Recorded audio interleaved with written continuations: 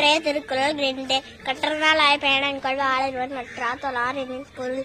அறிவில் சிறந்த சான்றோரின் தூய வழியை பின்பற்றி நடக்காவிட்டால் நாம் கற்ற கல்வியின் பயன்தான் என்ன?